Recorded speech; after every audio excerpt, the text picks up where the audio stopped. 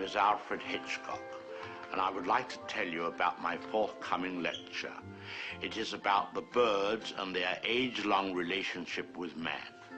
It will be seen in theaters like this across the country. In my lecture, I hope to make you all aware of our good friends, the birds. Theirs is a noble history, and through it all, man has played a conspicuous part. This cave drawing is one of man's earliest sketches of his feathered friend. One can see at once the loving care with which the artist depicted his subject.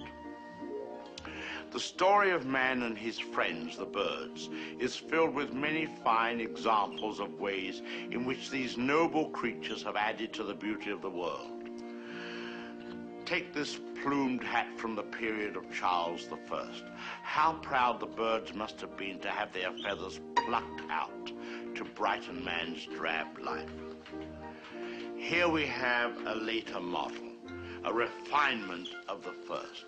Here man, or rather woman, thought enough of the birds to have an entire one as a decoration. It's quite dead, of course. Naturally, the egg plays a very prominent part in my lecture. Not a word about which came first, however. I don't believe in dealing with controversial matters. Thousands of years ago, man was satisfied merely to steal an egg from a nest and use it for food. Now he has perfected this process by imprisoning each hen in a separate cage and by scientifically manipulating the lights so that she doesn't fall into the rut of the old 24-hour day. Thus, he can induce the bird to reach fantastic heights of egg production. Originally, there were many varieties of birds on Earth. Some have become extinct.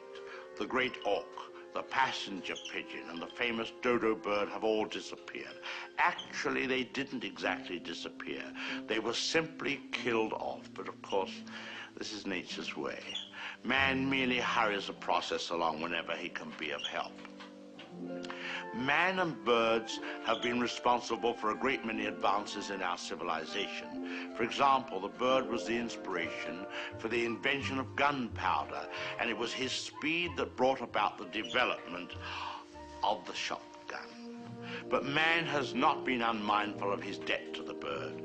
We have honored our feathered friends in many ways. We cage birds and show them off proudly in most of our zoos. And the turkey is traditionally our guest of honor at Thanksgiving. I suspect you never realized that if it weren't for birds, even some of our pastimes would suffer noticeably. Duck hunting, for example.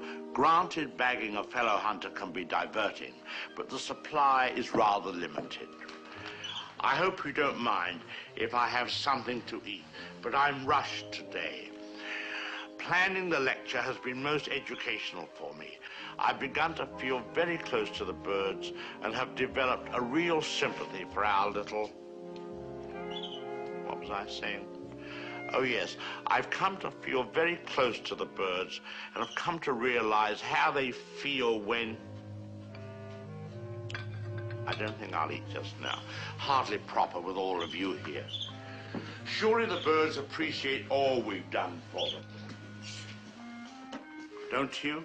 Beautiful cage, fresh water, no other birds to bother you, none of that blinding sunlight.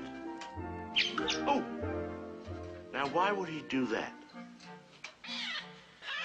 Most peculiar. What on earth?